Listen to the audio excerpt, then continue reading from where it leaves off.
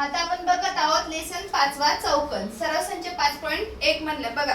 समांतर भुज WXYZ चे कर्णबिंदू O मध्ये छेदतात. तर XYZ 135 आहे आणि XWZ YZW XWZ आणि YZW हे आपले दोन्ही पण काढायचे आहे. YW 5 आहे तर YW किती आहे बघा. इथे डायग्राम दिलेली आहे. या डायग्राम मध्ये O आणि Y हा किती दिलेला आहे 5 सेंटीमीटर दिलेला आहे.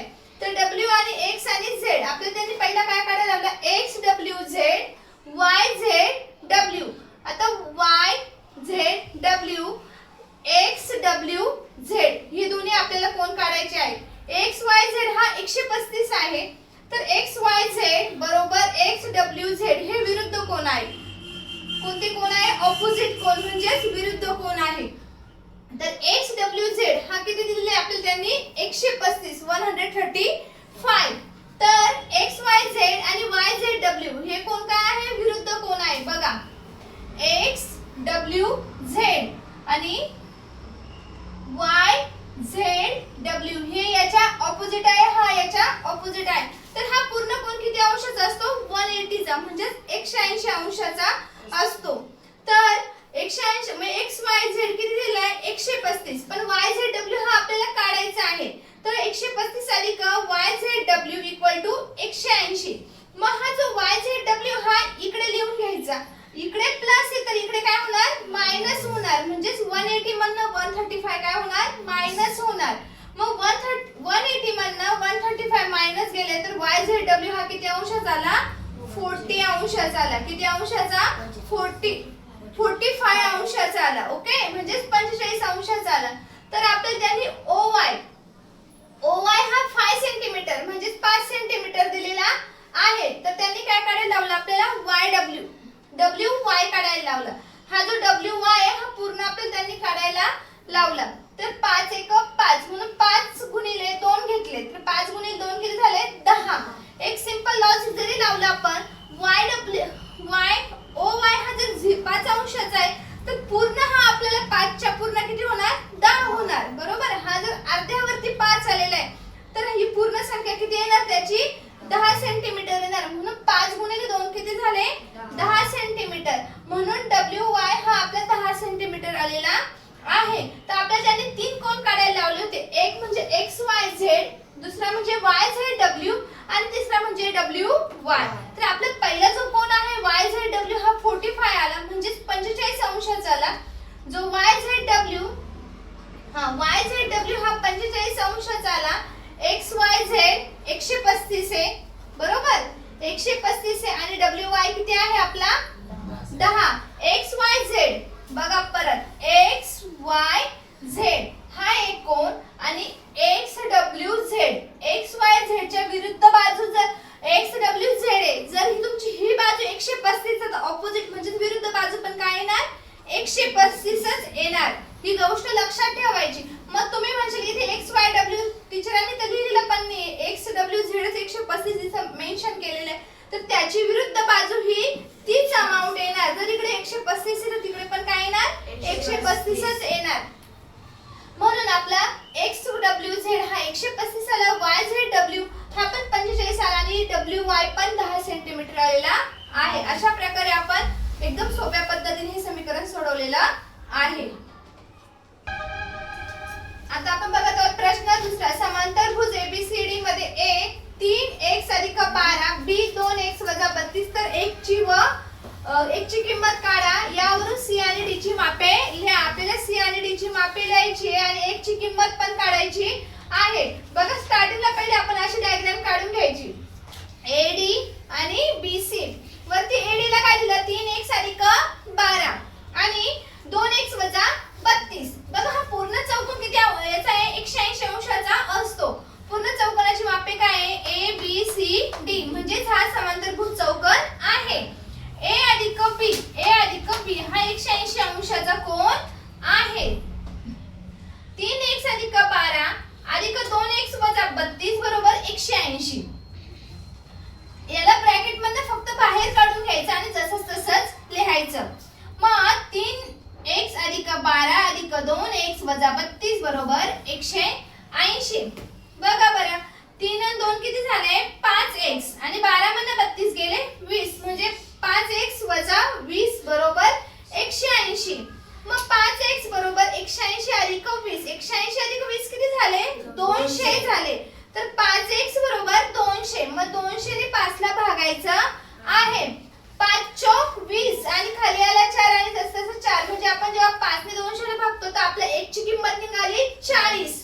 ही 1 ची किंमत आपली निघाली आहे 40. C आणि A जो हा C आणि A आहे हा विरुद्ध कोण आहे म्हणून त्याची मापे आपण तशीच घेणार आहोत. आता C आणि D ची मापे काढायला लावली आपल्याला.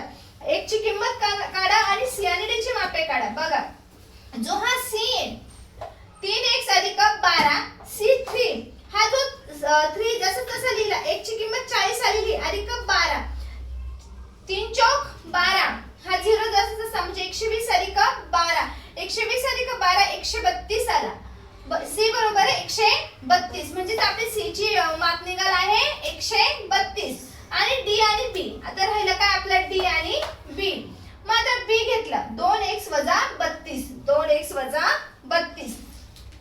D चं जेव्हा माप काढायचं तेव्हा याच्या ऑपोजिट घ्यायचं याचं काढायचं तेव्हा A चं माप घ्यायचं. विरुद्ध बाजूंनी माप घ्यायची आहे. D 2x वजा 32. मग बघा 2x वजा 32 आहे बरोबर. मग D बरोबर 2 कंस 1 ची किंमत काय आहे 40. मग 40 आलेली वजा 32 4 गुणा 8 आणि 0 जसं तसा बरोबर की नाही आपलं. म्हणजे D बरोबर किती आला 80. मग 80 वजा 32 आपलं D बरोबर 80 निघालं. या दोघांचा गुणाकार केला 80 निघालं. पण वजा 80 ला आपण कितीने वजा करणार आहे 32 ने वजा करणार आहोत. मग 80 वजा 32 तर किती आला 48. म्हणजे D चं उत्तर किती निघालं 48 आणि C चं निघाला 132. x ची किंमत निघाली 40 C चं निघालं 132 आणि D चं निघाला 48. अशा प्रकारे आपण C D आणि x ची माप काढलेले आहेत. या प्रकारे आपण अशा सोप्या पद्धतीने हे पण समीकरण या आकृतीद्वारे सोडवलेलं आहे. आता आपण बघत आहोत तिसरा प्रश्न. तिसरा प्रश्न काय आहे एका समांतरभुज चौकोनाच्या बंद कर. आता आपण बघत आहोत प्रश्न तिसरा. एका समांतरभुज चौकोनाची परिमिती 150 सेमी आहे आणि एक बाजू दुसरीपेक्षा 25 सेमी मोठी आहे. समांतरभुज चौकोनाची जी लांबी आहे ती 150 सेमी आहे आणि त्याची दुसरीपेक्षा मोठी 25 ने काय आहे मोठी आहे. तर त्या समांतरभुज चौकोनाच्या सर्व बाजूंची लांबी काढायची आहे. जे समांतर चौकोन आहे त्याच्या सगळ्याची काय काढायची आहे आपल्याला लांबी काढायची आहे.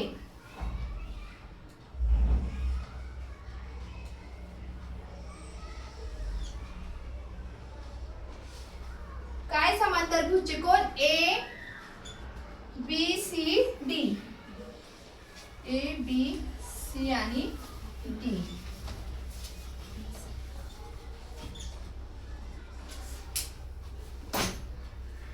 A B C D x अधिक 25 याच्यापेक्षा दुपटीने 150 पेक्षा दुपटीने काय आहे जास्त आहे.